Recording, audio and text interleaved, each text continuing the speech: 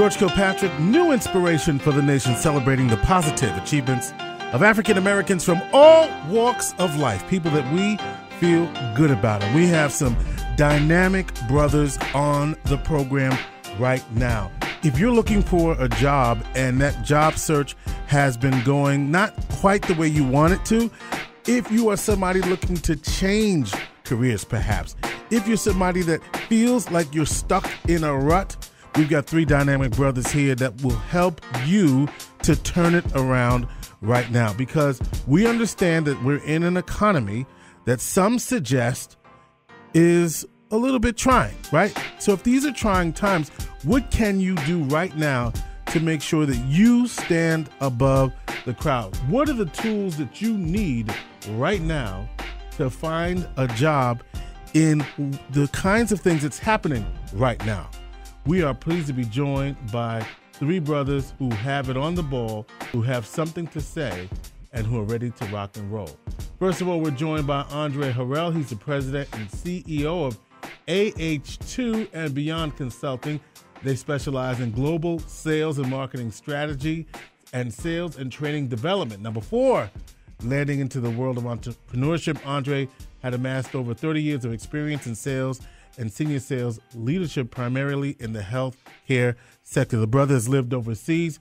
I love the fact that he lived in Ireland, of all places, and that experience alone makes him worthy of being on this conversation. So we welcome Andre Harrell and what he's got to say. We're also joined by Donnie Bryant. If there's anybody who can say it and say it with style and flourish, it's Donnie Bryant. Donnie is a direct response copywriter and marketing consultant from the Windy City. He's also the author of the book Stealth Selling, Non-Pushy Persuasion for Professionals. And Donnie's job, very simply for businesses and entrepreneurs, is to help you to get it right. Get it right, and get it right now, because he writes and he helps you move that product. And so we welcome Donnie from the Windy City. And joining us from the West Coast, the left coast, a young man who is on the move. He's a speaker, a coach, author, and a former basketball player in the college ranks. He worked in a variety of organizations before stepping out on his own. He is an entrepreneur, a motivational speaker, and an author. His new book is called Contrast, A Biracial Man's Journey to Desegregate His Past. He's also a trainer in cultural diversity, and he's out there to prove that no matter what your circumstances, and he's got some circumstances to share with you, no matter what your circumstances, you have something unique and powerful within you, and through understanding that, you too can achieve. Devin Hughes is in the house. Hey, Devin, how you doing? I'm doing great, George. Thanks for having me. And you know, it's really good to have all of you on the program and really begin to help our community. This is really about helping the Black community. Let's call it like we see it. And we see from the statistics that the Black community's unemployment rate is double, triple. You name a city. If it's a big urban city, it's probably quadruple what the national average is. So we thought that we would come together and offer you insights from our own experiences as to what you might want to do to make it work. Now, from each of their various fields of expertise, we're going to hear strategies. We're going to hear tools, from interviewing to using the social media like LinkedIn to your personal brand, what you stand for, and how we move this thing forward. So with that, we begin our conversation. Let me start with you, Devin. Devin, you wanted to talk to our audience about personal branding.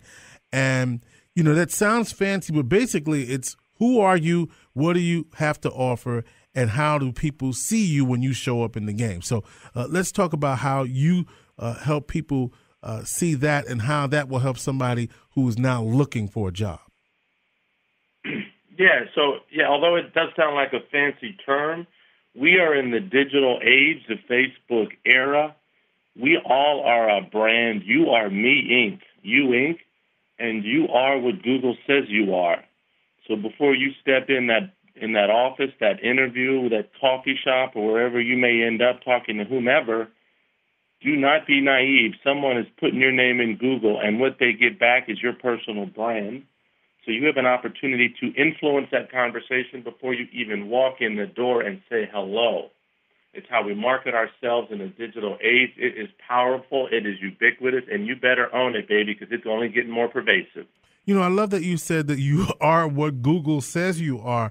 It's come down to that, hasn't it? It certainly has. I mean, you could ask 10 people. I mean, before I have someone show up at my house, a carpenter, before I engage with my school teacher, my soccer coach for my kids, I mean, we're all doing it. I mean, it just, whether it's on your smartphone or on your laptop, Google has leveled the playing field on all of us. And so if you lump in Facebook and LinkedIn and Twitter and everything else, you can do a lot of intel on someone before you sit down. That said, since we know that that's going on in the background, why wouldn't he or she start to develop their personal brand so that when people do a search for them, they represent who they want themselves to be, to the marketplace? And that's what developing a bulletproof personal brand is about. A bulletproof personal brand. And I think one of the key things, and I hope people are hearing this, is that while people are checking you out, before you get together with anybody, you ought to be doing the same thing. I mean, that's kind of basic stuff, isn't it? Absolutely. I mean, there's no reason why you shouldn't be doing that on anyone you sit down with. Again, is this the kind of person that I want to engage with? Are there any commonalities that I have? Who are the connectivity points between him and her? Do we know the right people? Do we travel in the same circles? Are they blogging? What are they writing? Who do they follow? I mean, on and on and on. There's just so many connectivity points if you go out there and search for it a little bit. All right, so Devin, so the one thing is you are who Google says you are. What other things should you do if you're unemployed right now, or if you're looking for work, or let me get right to the point. What should black folk be doing right now? Well, first of all, you need to have a headshot everywhere. All right, so you have a professional headshot. I don't care if it's Google Plus, LinkedIn. You need to have your big, pretty teeth out on the web. So when people do a search, boom, your face comes up right away. People want to connect with the face and the name. So that's the first thing you want to do. Get your name out there and start doing something like that. Start acting, playing in the social media pool a little bit. If you're not blogging, that's fine. Do you read articles on Forbes? Do you follow stuff on the Huntington Post? Make some comments. Start to engage the community and let people know. No one wants to deal or hire someone who's a generalist. I want experts. I don't have time to figure out, what you did in third grade. I've got about 45 seconds. You've got to impress me. Tell me why you're different. Tell me why you're special. Tell me what value you have. How can you help me right now? And if you can't deliver it quickly, next. That's it. That's it. That's it. I mean, deliver it quickly on time, because we don't, in other words, things have sped up. I mean, that's, I think, Andre, you coined one of the phrases that we were preparing for tonight, which is, today, or this session, is the new now. Speed is the new now, isn't it? Yeah, it certainly is. And I love Devin's passion. I tell you, boy, I want to start hiring people tomorrow after listening to Devin. But yeah, speed is important. But probably just to back up a bit, there are folks that are out there that, unfortunately, if they are unemployed, maybe have been employed maybe years past, and are just now starting to get themselves acclimated with the whole idea of how do I enter the job market. And we've already talked about, there's several outlets. There's Google Plus, there's LinkedIn, obviously everyone knows Facebook, and some of these other social mediums. And I think sometimes it's backing up and kind of figuring out, okay, how do I navigate myself through these type of things? And I love the word mentor, because if you can identify someone maybe in your circle of friends or maybe even relatives that understand how the whole LinkedIn and how these various professional social mediums work, pull them off to the side, give them a call and say, hey, look, tell me, what success have you had from these sites? How should I organize my profile on LinkedIn? How do I make myself the most attractive? And I always talk about me personally. How can you become memorable? And when I say memorable, not necessarily when you're shaking that job interviewer's hand, but how do you become memorable even before that point? We're talking about things such as, going on LinkedIn, going on other social mediums, and maybe even applying for applications. You could talk to any recruiter, and they'll tell you, if you're applying for a job on their website, you're probably not going to get a call because millions and gazillions of people are probably interviewing or trying to get that same job or interview for that same job. So it goes back to Devin's point. What are you doing from a personal branding standpoint to make yourself stand out? And I like to say memorable. So I know further on in the conversation tonight, we can talk about some things to make yourself memorable in a technical fashion. But step back and kind of say to yourself, okay, if I have all these resources out there for me to personally brand myself or get myself out there, how do I use these things, and how can I ask for help? You can contact folks as far as in your circle, as I mentioned, or in your family, but reach out for help and find out how to use these things. Because I will tell you, the first time I got on LinkedIn, the first time I got on some of these other sites, I was lost. I almost started crying. Where do I start? How do I develop speed to get myself out there? So I'm glad to hear all of us are on here to kind of provide that instruction to get folks up and running, if indeed you're out of work and you've been out of work for some time. Well, let me back up just a little bit. Our conversation is about how to use the tools that are out there and available right now to get you back in the workforce, tools that you need right now to find a job, or I'm going to add this, create a job. Now, I know that may sound scary to some people, but I know what I mean by create a job is there might be, you may be able to use your skill sets to create situations for yourself while you're in between looking for work, and we'll get to that in just a minute. But let me go back to one thing that we are seeing in this new economy, this new now, is the number of people who are very experienced, who now find themselves looking for work. They've been on their job 20, 30 years or 15, 20 years. We have two sets of people I want to address. One, the new graduate, obviously, but then there's the seasoned employee who's been out there for a minute, who now finds themselves in a new economy, in a new situation where they now have to compete with the young whippersnappers who know their way around Facebook and LinkedIn and Google Plus, and they're like, where do I begin with all of this? So let me start with that seasoned person who now is out there. What would you suggest, either of you, to deal with that person? Go ahead, Donnie. You want to jump in there? Is Donnie on? Yes, I am here. Okay. You just want to let me get in on the conversation. I'm soaking up what you brothers are sharing. Well, I can speak to this a little bit. My wife is just getting, now she's not an old whippersnapper now. Right. But she's been out of the workforce for over 5 years. She's being a stay-at-home mom, and that was one of her main trepidations, thinking about getting back. How am I going to explain this 5-year gap, between my last employment and what I'm trying to do now?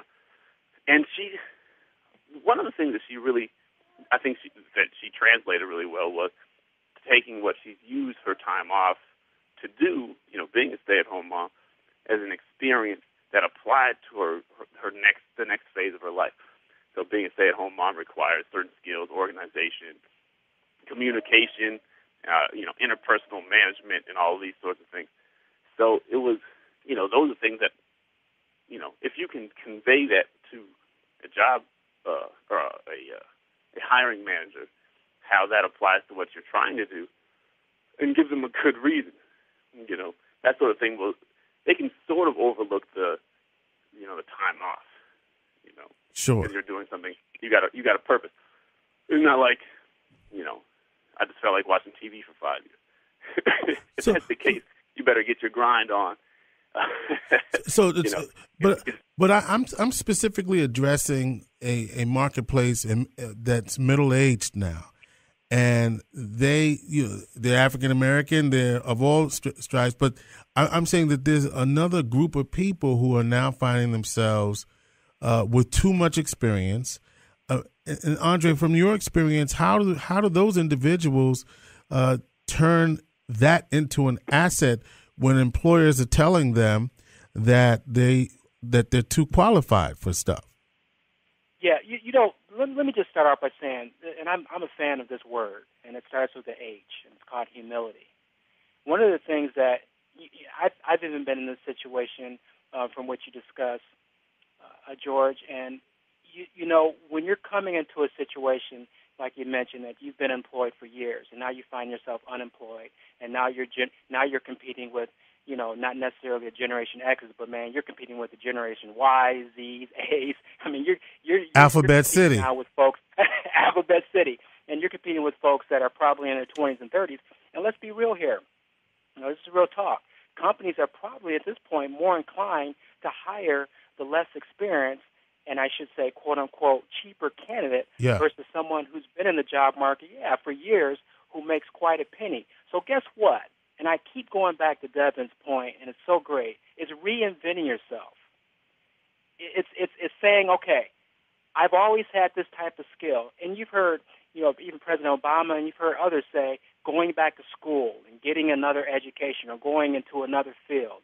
You know, sometimes we all have to kind of reflect and do that. And that takes a lot of humility, because if you've been in, let's say, you know, George, if you've been in manufacturing your whole life, and now you're seeing all the manufacturing jobs going overseas, right?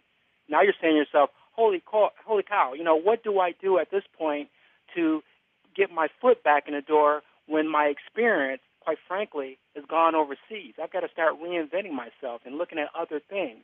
And that's where, again, the humility comes in, because we all have other skills that we might not have even have tapped into. You know, I just found out probably a year ago that, hey, I could probably do the best I can. I will never be at George Kilpatrick's level, but I can certainly possibly hold my own in being a radio host. Well, you couldn't have told me 5 years ago I would be able to do that. But I had to reinvent myself because I've become an entrepreneur. So there's other things that all of us can do as human beings who can identify other things that are within our skill sets that we could use to compete with the younger generation. It's just stepping back, having a sense of humility, and saying to yourself, you know what? I've got to reinvent myself and rebrand myself and look at other ways where I can make a difference in this world. Andre Harrell. We all can. I was just saying, when we listen to Andre right now, Andre is a global sales consultant. Also on the line with us is Donnie Bryant, who's a direct response copywriter, and Devin Hughes is a motivational speaker and author and athlete and entrepreneur. All of the above. New book out called Contrast, and that describes his growing up as a biracial individual. So let's in this context of the new now, also you talked about the new now as reinvention, right? Using some of the old tools. Let's go back to some of the basic things, resumes and interviewing and things of that nature. All right, so Donnie, you're the resume man. Donnie Bryant, as a direct response copywriter, resumes. What's a good resume look like, and where do people go wrong with their resumes? I'll tell you, a good resume doesn't look like anybody else's resume. Okay. Like, we're talking about reinvention, we're talking about standing out, we're talking about being memorable. If yours doesn't stand out and cry for attention, you know, you're already at a disadvantage, because you're swimming in a sea of applicants for most of these positions, right? So I think that there's some fallacies that a lot of people kind of carried over from the last generation that don't really apply anymore. For example, how many of us have heard that a resume needs to be one page and no more? Right, I've heard that. Right, that's right. Yep. Yeah. That really does not apply anymore.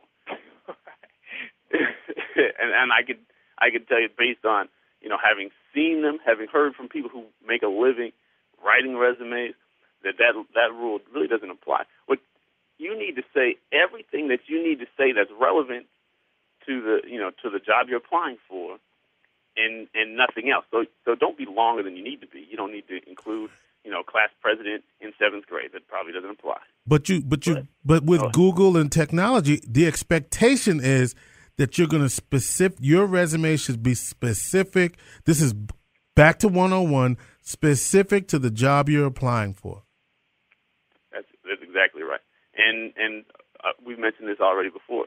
Today is a day where we're expecting specialists, we're expecting experts, we're expecting people who know something specific, something special, and they're kind of put themselves in a place where they can really be, something special rather than just factory workers.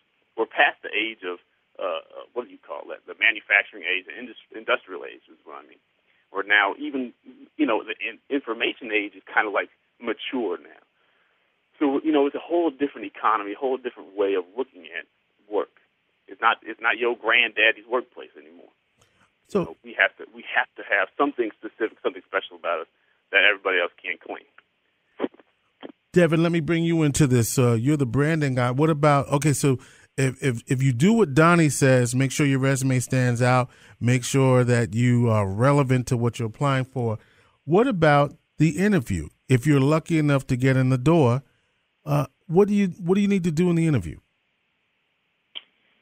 Well, a couple things. So first of all, you had done some research on the organization, the climate, the industry, the individuals that you're working on.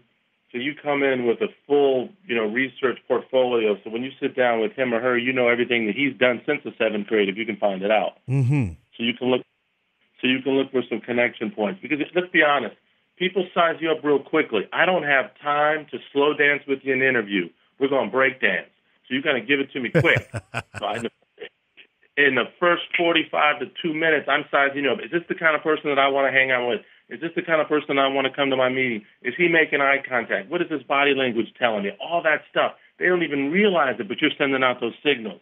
So we're always selling something. So I want you to walk in and I want you to blow my socks off, but it's got to be real and it's got to be authentic, and you've got to blow my mind quickly in a way that so at the end of that day, after I've seen 12 or 13 people and I'm trying to figure out who I'm going to see next, I'm going to remember you because there's something about that experience that just felt different. So aside from the theory of that, practically, so what am I doing to make sure that I'm breakdancing and not slow dancing? I'm telling you, the people that I love to come in are just so comfortable in their own skin. They're thinking out of the box, like Donnie just said. Everyone in interviews talks the same, they act the same, they dress the same. They're just a robot with a pulse. I want you to come in and feel comfortable. I want you to ask me the tough questions. I want you to take me on a joyride. I want you to tell me a story. The best interviewees I've ever had are storytellers. Tell me a time when you struggled. Tell me a time when you had to push through some adversity. Tell me a story. Give me an emotional connection. Take me on a quick joyride. I don't get emotionally attached to bullet points and facts and statistics. But if you tell me a story and you make it move and you get me on the us bus, I'm more likely to bring you back. I love it. Andre, Donnie, you want to chime in on that? Yeah, I absolutely agree with Devin because that's the point where you become memorable, to the employer. One of the things that, I've always tried to kind of stress is the king or the queen of the social amenities. And I've often said to folks that are going in for job interviews, how can you make yourself almost one or within some type of partnership with that person that you're interviewing with within the first few seconds? And an interviewer worth their salt is probably going to strike up meaningless conversation with you. And I've been in situations where I've done it myself. I've struck up meaningless conversation just to see how the person's going to carry themselves. And it kind of comes back to what Devin's saying, is that, how do you come across as providing value for me? The big pink elephant in the corner, and if HR people are listening to this program tonight, they'll understand what this nomenclature means. Motivational fit. And I'll repeat that again, motivational fit. None of us on this phone or any one of us has any control over this whole thing called motivational fit. And what that means is a company understands that you can do the job. Heck, you probably blew it out of the water in the interviewing process. But now they got to decide, and I hate to say this, but I'm just going to go ahead and say it, real talk. They have to decide from a gut feeling, does George Kilpatrick fit our culture? Do I see him as a part of my team? Is he somebody that first thing in the morning I can say good morning to, have a small chit-chat, and we can all go back to work? Is he going to blend in? And this is something that is somewhat challenging because none of us can control that. But the best thing we can do in front of that person during that interview is to be as comfortable as you can and to be yourself. All right, now none of us on the go ahead. No. I'm hearing you, but I'm gonna jump in here because here's where this is why we're doing this call. That's generic. What you just said was cool and generic. Now let's bring it to black folk because we have to adapt in many instances to make that person who in most cases is not going to be however you want to put it. In other words, how tailor that scenario that you just described to black folk. Does it make a difference? Are the rules all the same, or is there something in addition to that we have to do as African Americans? All right. I don't mean to jump in, but you want us to go there, don't you, Joe? I need you to. I need you to because you done brought it up. You done made this sound all nice and pretty and easy, and I want you to back that up and say, wait a minute. When I'm sitting there, because it's interesting because as you mentioned, my now thinking, that's all well and good, but what if? Because does that apply to us, right? When we're in those situations, when many of those environments are not going to be as familiar. So talk to me, brother. Yeah, this is the one angle, and we're getting into real talk time. This is the angle that becomes somewhat direct, and I'll be very direct. Communication is extremely, extremely important, and I don't think there's anybody on this phone that I can think of that I've been in contact with, including yourself, George, and Donnie and Devin, who talk very clearly and cogently. And, fortunately and unfortunately, us black folks have to deal with all of the hidden type of things that occur in looking for a job or, quote-unquote, melting our way into a society that, quite frankly, doesn't favor us for the most part. So how do you overcome that? Now, some may say you can't overcome that, and some say you can overcome that. And I belong to the school of you can overcome that. All right, so brother. A lot of that. Yeah. Go ahead. And a lot of that is dealing with people or communicating with people who've been through that. And you've got 4 people on this show that have dealt with exactly what you just said. And sometimes it goes back to looking yourself in the mirror and saying, how can I improve myself?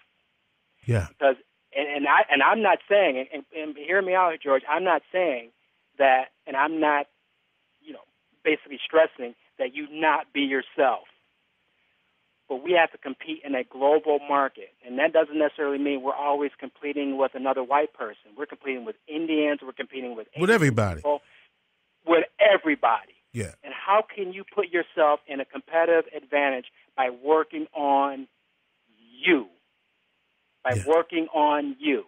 And part of that is building your communication process, your mouthpiece, or whatever you want to call it, but making yourself presentable so that you're professional, you're polished, and that you're cut.